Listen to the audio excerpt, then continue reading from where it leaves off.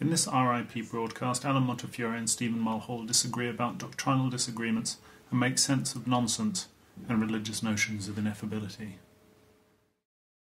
Really from being quite young, I was one of the very few, or if not only one, it was my brother of course, we were the only Jewish boys in a school where chapel was compulsory for those who were what you might call routine Christians, whether they thought of themselves as not or not. And so we were in a way different from this reason. And I was therefore clearly fascinated to know why we were different, why it was that on Saturdays, for example, we were allowed to sit in the library and read whatever we wanted to read, while other of our friends were necessarily in class, and why on Sundays, when they had to go to chapel, we, in a sense, had to not go to chapel. And at one of my prep schools, I suppose I was about 10 or 11 at the time, I had a friend who happened to be the nephew of Peter Pears, the singer, as a matter of fact. And he and I happened to be in the same dormitory. And we got into the habit of discussing after the lights out, therefore in a sense from a school point of view illegally, what it was that held us apart on these important school occasions. And I remember very well, and we were puzzled about this, and just to complete the autobiographical bit, we were caught in doing this by the headmaster who reminded us that it was against the regulations and instructed us to come to see him in his study the next morning. He found it difficult to believe that we were really discussing these sort of prep school theological matters, but eventually was persuaded by the fact that taken separately, we both testified to this.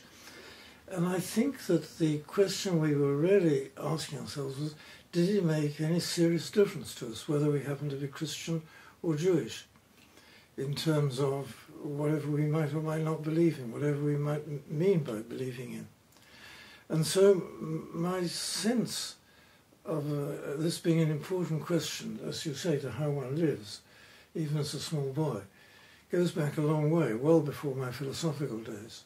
But did you, I mean, I can see how that would have a tendency to push you towards philosophy, because it makes you want to reflect on the nature of these differences and whether they're real and how they might be mediated.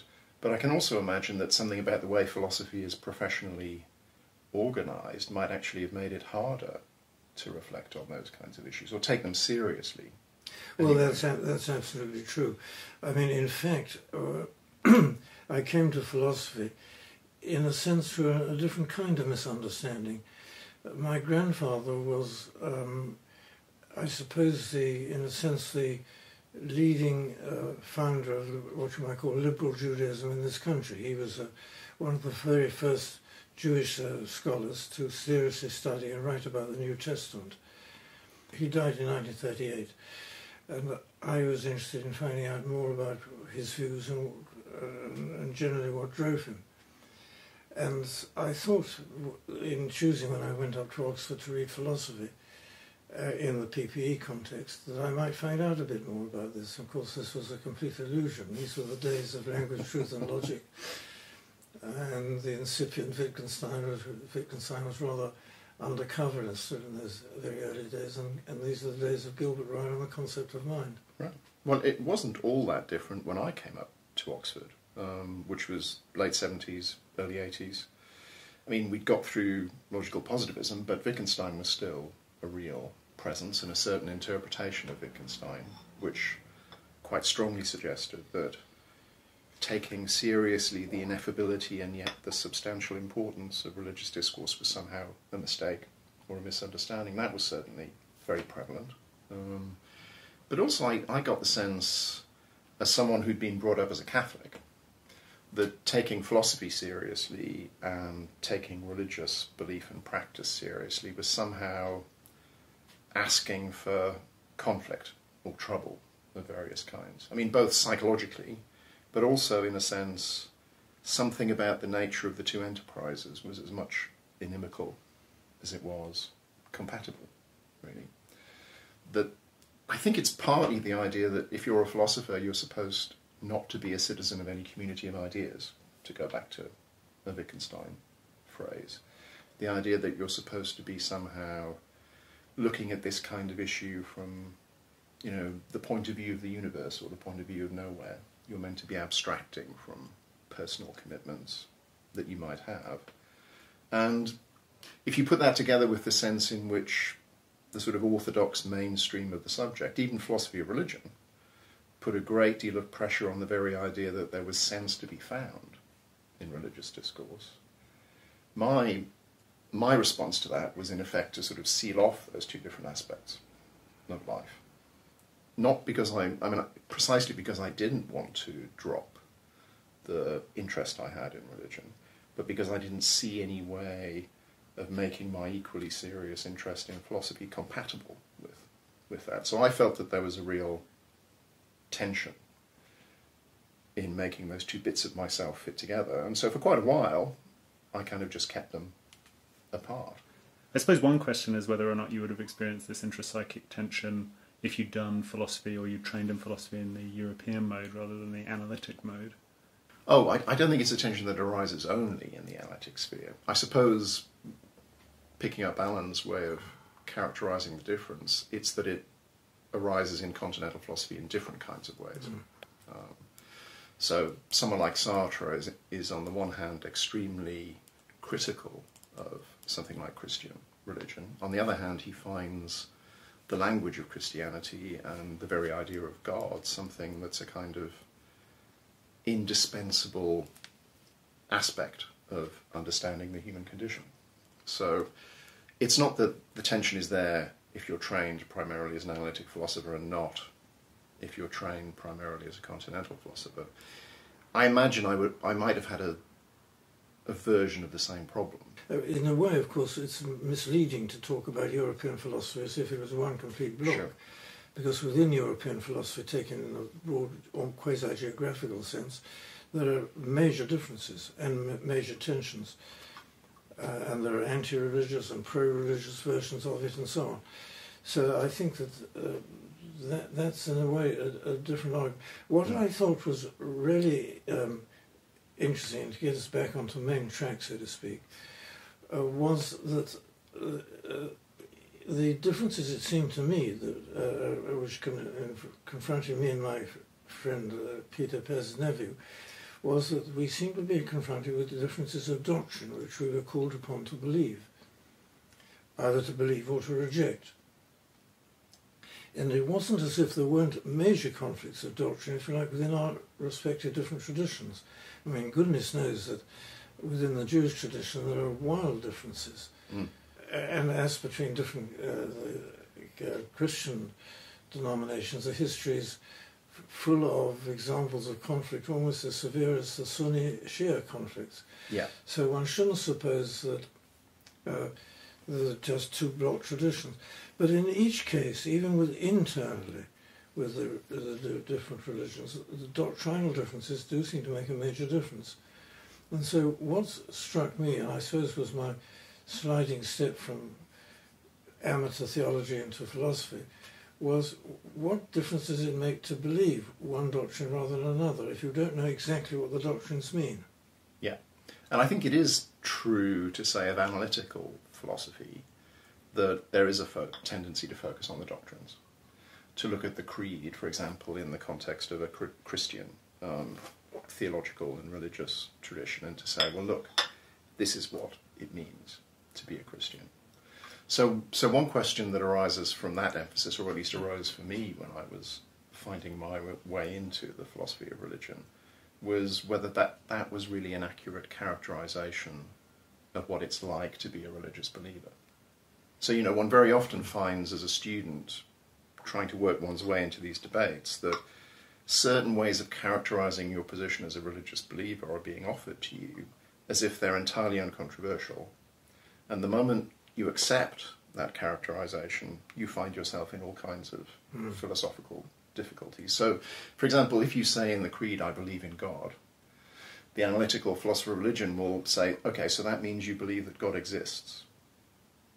Now, at that point, you could just say yes, thinking that the change in formulation doesn't really matter at all. But the moment you accept that formulation, you're being categorized as someone who has, as it were, an additional ontological belief. You know, the existence of a certain entity with a name, presumably a supernatural entity. And then the question turns into one of whether or not you can prove the existence of this supernatural entity. And what that takes away from is something that you were emphasizing in earlier remarks, namely the idea that the creed and doctrines fit into a practice, not just a set of rituals and attendance at church or synagogue or mosque, but a certain kind of way of living your life. And one of the things I learned from my study of Wittgenstein was the idea that maybe this is where you should be looking in order to characterize what's involved in terms of a commitment to a creed, that you don't take it out of its context and ask yourself whether or not you can find a proof for any of these individual propositions. Yes, but Stephen, you were calling it, one calls it a creed, and this notion of a creed is very much connected, I would have thought, indissolubly connected with the concept of belief.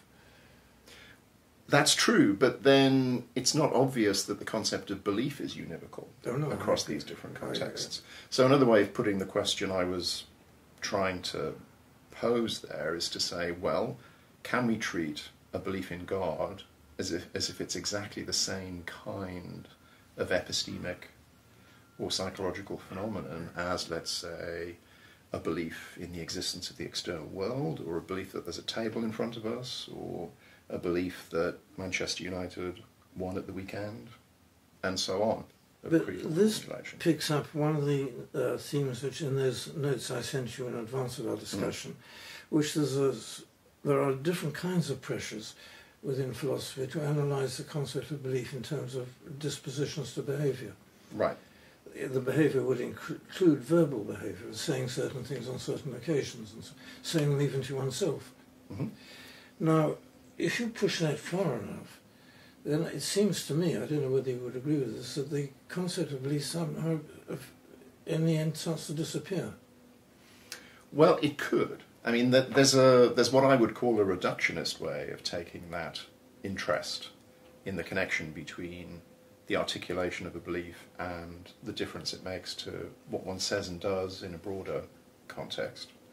And there the thought would just be something, I guess, that's rightly or wrongly associated with Ryle, of simply saying that when you do believe something, all that really boils down to is that you have certain dispositions to say certain things and to do certain things depending on the contexts. Now that's not the lesson I took from Wittgenstein, but one can think that there's a sort of internal relation between the articulation of a belief in the form of a proposition, as for example in a creed, and the broader contexts of practice, both verbal and non-verbal, within which that articulation has its home. So what I would be interested in is kind of getting clear about the significance of that connection in order to establish the meaning that the articulated belief has for the person who affirms it, not by trying to dissolve the articulation into a kind of purely dispositional story. Yeah, I'm a bit tempted to say that the problems about the concept of belief are not all that different from the concepts of ineffability, in the sense that in the last resort it's difficult to say what the belief amounts to over and above the dispositions to behave. And of course there's a much more open and behaviourist version of the temptation you associate with Ryle, where you want some kind of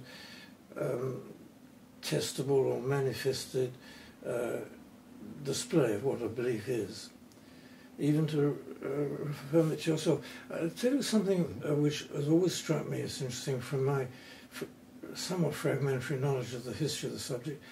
You remember the story of the Maronites?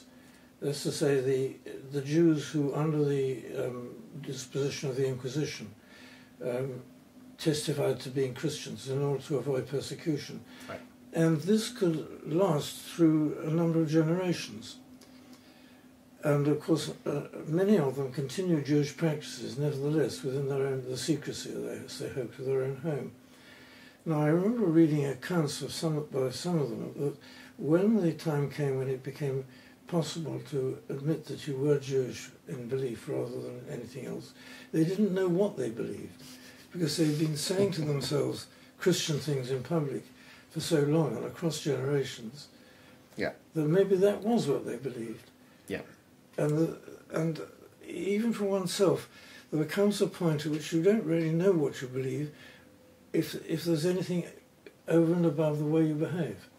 And there's a similar kind of critique that comes from within religion to people who offer the kind of story I was offering, connecting belief to practice, which is that if you put too much emphasis on doing, you actually miss out what they take to be a crucial aspect of the religious form of life, which is precisely, on their view, a commitment, let's say, to a certain kind of cosmology or a certain kind of conception of what the ultimate nature of reality is, which was roughly the way you were putting it in those remarks.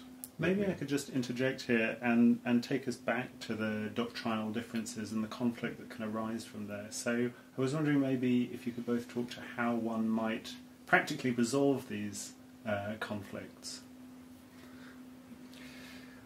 Well, I think what is noticeable, I don't know if Stephen will agree with this, is that in, broadly speaking, recent times, people who are committed to one form of religious life or religious faith commitment, or rather than another, have tended to come together in mutual solidarity when faced with the increasingly secular world. Right.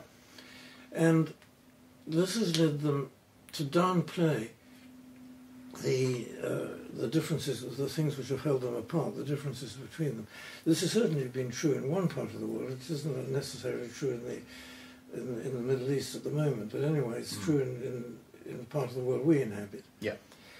And I, in fact, belong to a society called the London Society for the Study of Religion, which was founded by my grandfather and his friend the Baron von Hugel, who was a liberal and Catholic theologian, so liberal he was always on the verge of being excommunicated, so I was told. And they founded this society, which at the time, they founded it about 100 years ago.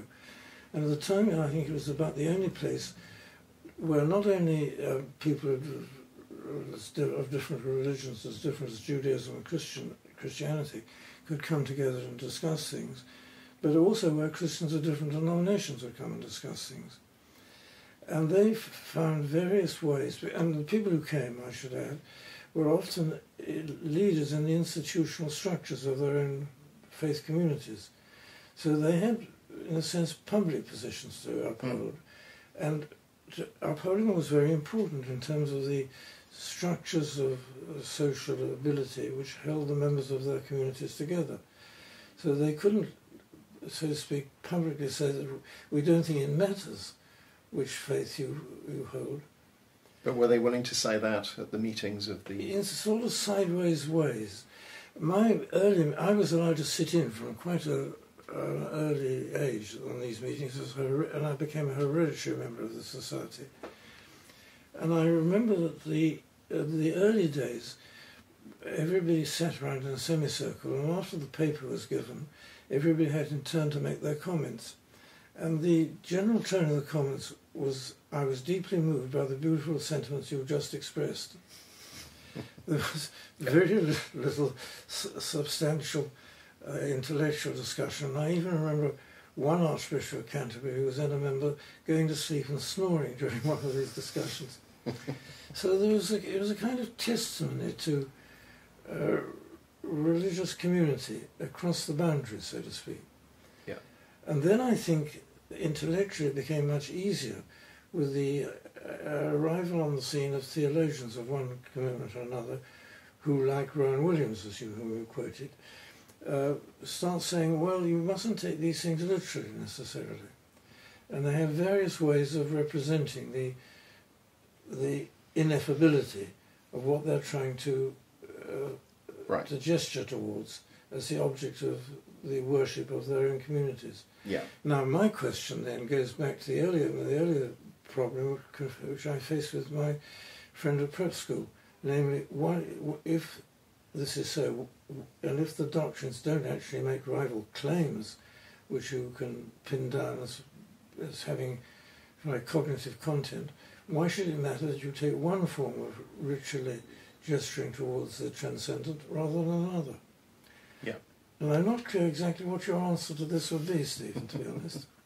Well, there's a difference between saying let's not take these remarks literally and not taking them seriously. So I take it that someone like Rowan Williams is saying, look, one can take these sorts of commitment, these sorts of articulations of belief very seriously without necessarily helping oneself to the most obvious literal interpretation of their significance. But the kind of angle I was hoping to take on this problem in this context just had to do precisely with the extent to which it's very well recognised theologically within, I think, all of the monotheisms, although it's really the Christian tradition that's the only one I'm very familiar with. The language of any kind is under extreme pressure when the purported object of its use is defined as transcendent, essentially lying beyond the realm of experience and human life, out of which this language is emerging and growing. So it's not as if it needs a kind of philosopher of religion or a philosopher of science to come along and point out that there's something deeply problematic about attaching any kind of sense to this mode of discourse.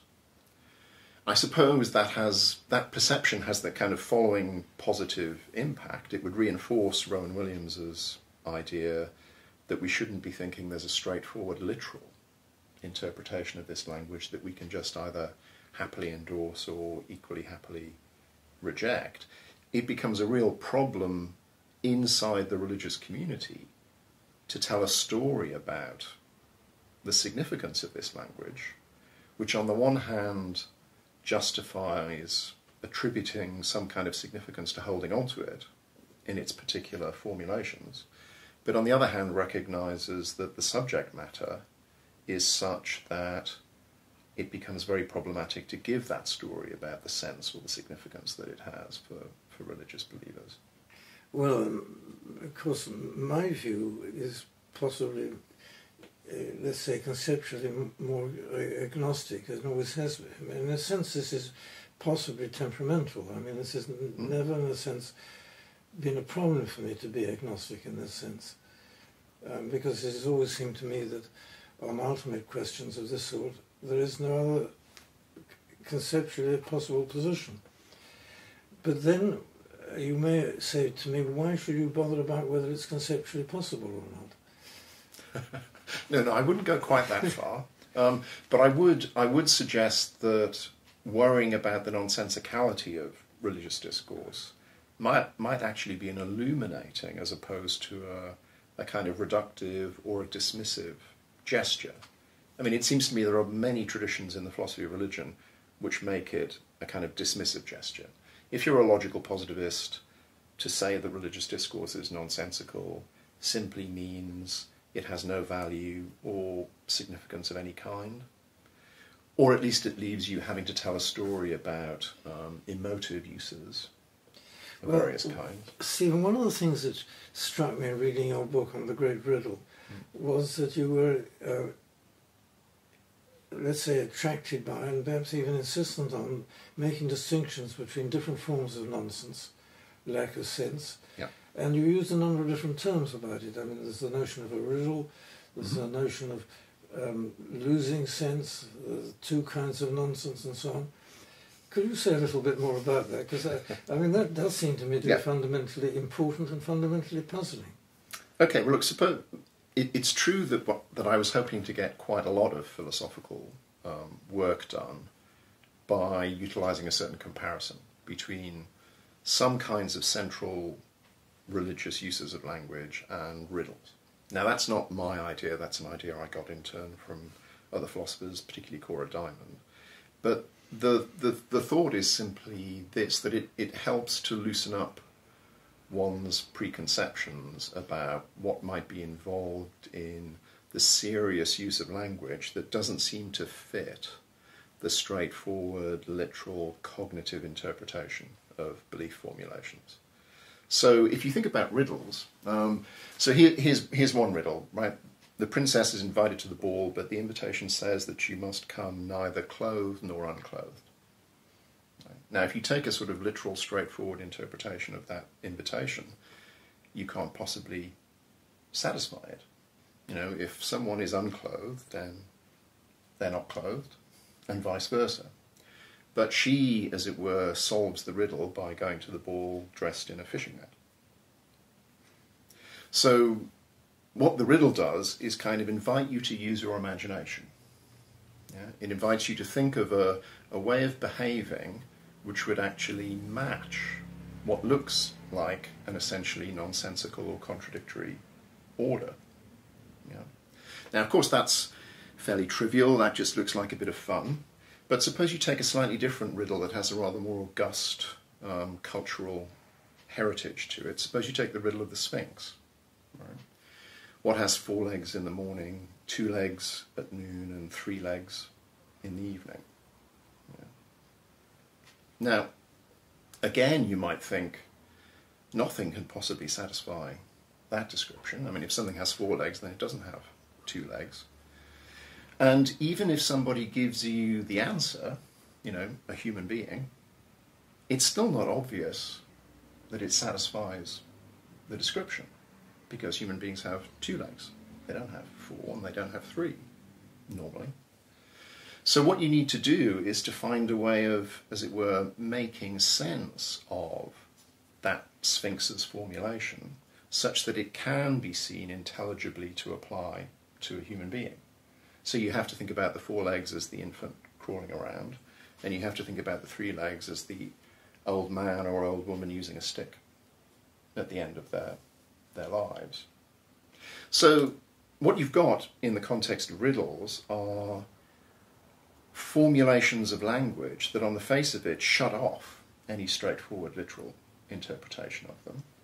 But they do that precisely in order to get you to exercise your imagination.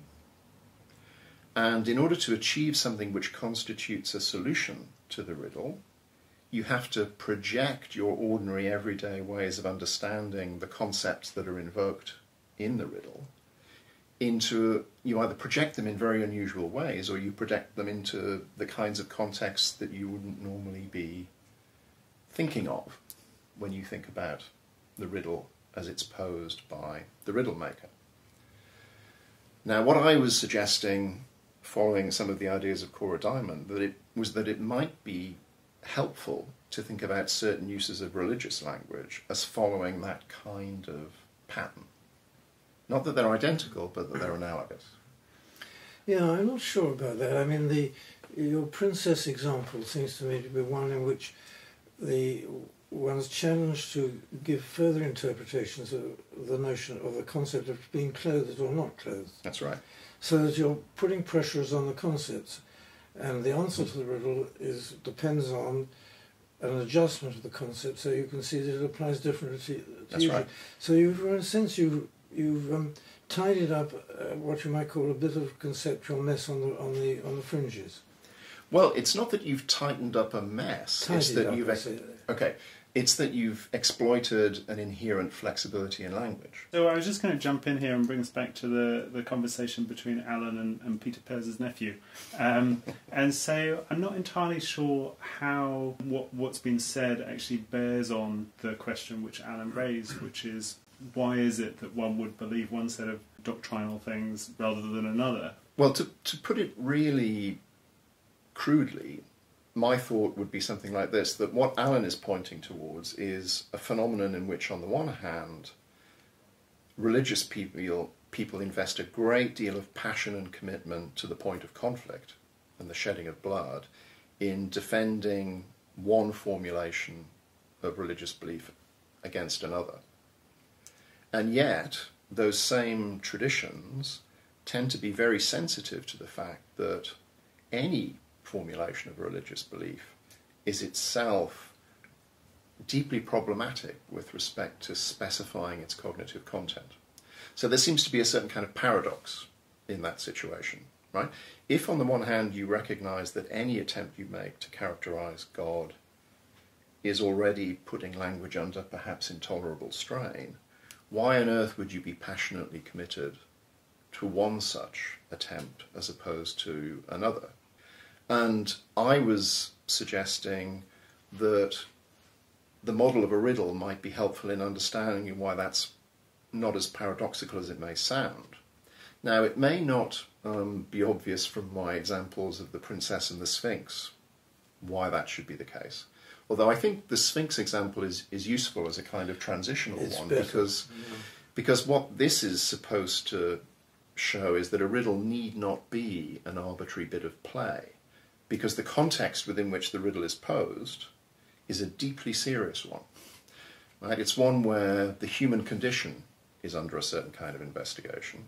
And more specifically, the Sphinx is, as it were, testing whether or not Oedipus is capable of recognizing a description of himself when it's not immediately obvious that it is a description of himself, right? Insofar as he is someone who bears the human condition. And of course that ties up to a range of important ethical, spiritual issues that the story of Oedipus brings out.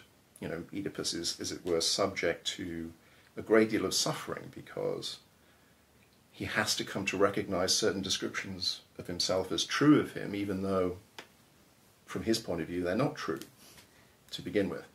So that's a kind of context in which a riddle can carry a great deal of ethical or ethico-religious significance. And that was the step I was proposing to use to try and get us more into those very substantial areas of ethical disagreement. But I don't see, Stephen, how that really answers or even really faces up to the question of what difference does it make that you should adopt, let's say, prefer to give to talk in terms of one riddle rather than another. I mean, let me just take two other things. I mean, I can understand very well why, as a matter of human history and social history, people should have been passionately involved in defending one form of riddle, or so one form of doctrine rather than another, because this is connected with all sorts of institutions of power and economic dominance and so on. I mean, it's only too easy to point to different parts of our own history or other cultures' history to illustrate that. What doesn't seem to me to be clear is why, on your account, it should matter that I should spell one riddle to myself rather than another. And I don't understand why, on this account, how exactly you justify missionary activity, which is a very important part, after all, of the Christian tradition. Okay, so there are obviously several issues there. Just to clarify one, perhaps the most central one, what I'm trying to do is to tell a story which would make it less apparently paradoxical that someone would be cleaving to a form of words whose sense they admit is obscure, and yet it'd be absolutely vital to them that that form of words takes the form it does. In other words, I'm saying that you could acknowledge the ineffability of religious discourse on this model and see why at the same time it can matter very much to inhabitants of one religious tradition that they stick with the formulations that they've inherited, as opposed to saying, well, look, you know, we all realise that we can't possibly talk intelligibly about this subject matter, so why don't we just loosen up a bit in terms of our sense of the rectitude of that form of words? Well, it's not just a matter of them loosening up a bit, it's a matter of what they think other people should do. I mean, let's take an example which you probably know very well. I mean, the example of the Catholic Cardinal Karl Rahner, who was convinced on the one side, of course, that the salvation was only possible through Jesus. Right. On the other hand, he couldn't bring himself to think that honourable and morally totally upright people who didn't believe in Jesus would somehow miss out on salvation. So that he has his theory of that they're Christians, although they don't really know it. They're what he called anonymous Christians. Mm-hmm. Now, that's one way of, if you like, of getting round it. But then why does it matter on that? Why would it matter to Ron? And I'm not sure. I've tried to find out about this by reading a little bit of it. Mm-hmm. Why should it matter that you should try and turn anonymous Christians into open and explicit Christians, people who acknowledge themselves as Christians? Well, I don't know enough about Rana to be able to answer. No, but you see the point of the question. Yeah, but I can think of various reasons why you might think that's important. If, as it were, your sense of their position is that they're unconscious Christians, isn't it better to make them conscious of what they're unconsciously committed to? Well, it simply means their self-understanding is enhanced. I think I remember correctly, I may be wrong actually, but I think my grandfather had a story of finding himself in a train with somebody, and the conversation got round to a point where he was told that he was really a Christian, though he didn't know it. He found this mildly insulting. Well, I could imagine people who would find it very insulting. Yeah, absolutely. Yeah. Certainly, I can imagine. Don't have to imagine them very much. But you can understand why people are invested in the business of trying to convert those who aren't already members of the community. No, I understand this in terms of they're taking a full cognitive belief. I don't understand it so easily if they take the view that in any case there's no cognitive content. Well, but look, think about the riddle example again, right? Yeah. It's not that there's no cognitive content to come neither clothed nor unclothed, or 4 legs in the morning, 2 legs at noon, 3 legs in the evening, but there's a challenge here, which is to make determinate sense of it. If you like, one could even say there's a certain kind of logic that's being tested and developed and unfolded and constituted as you try to work out what an adequate solution to the riddle might be. So if one used a more full-bloodedly theological example, think about the idea that, as Christians have it, God is the creator of all. Right? Now, in a certain sense, there's a kind of scriptural authority for that premise, let's call it. Yeah. But suppose you ask yourself, well, look, I'm tempted to employ that language. I think that sounds like an interesting, attractive idea, but what are its implications? Right? Well, you can, in a sense, follow out the logic of that commitment, just as you can follow out the logic of riddle formulations. You can sort of say, well, look, if God is the creator of everything, that means that he can't be part of creation. That means that he can't be understood as a being of any kind, an entity, because entities, insofar as we understand the notion at all, are intra-worldly entities. Then there's a problem about the notion of creation. Yeah. Exactly. So then you start saying, well, okay, what kind of creation could this be? Our understanding of causation is always intra-worldly. It involves operating on raw materials to produce something else. None of that can possibly be a legitimate implication of the idea of God being the creator of all, and so on. But the 2 example riddles of the princess and the Sphinx both challenge us to find answers to the riddles. Right. And the answers are in terms of making conceptual sense. I mean, yeah, that's right. And that's why I use the notion of a great riddle as opposed to a riddle to talk about the theological context. So there's no conceptual sense to be made of it in the end. And that's where we get back to the ineffable.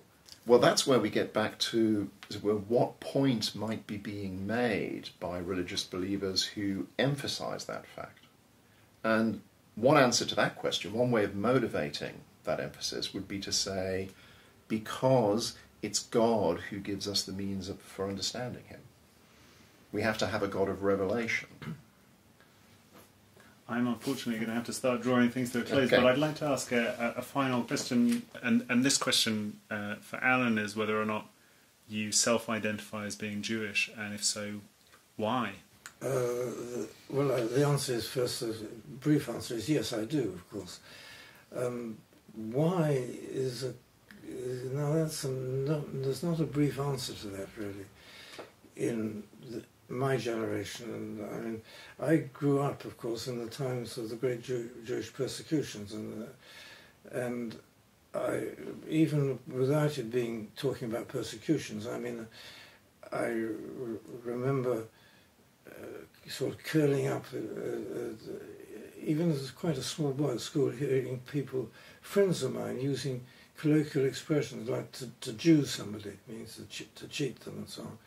And there are a whole range of examples I can give you of why I felt, so first of all, to disidentify myself as Jewish would have seemed a particular type of honesty and cowardice.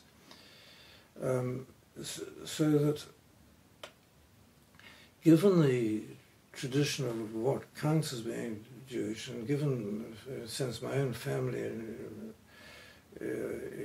I'm thinking in French almost, enracinement, I mean, my roots in my own family background, there would have been an extraordinary kind of dishonesty.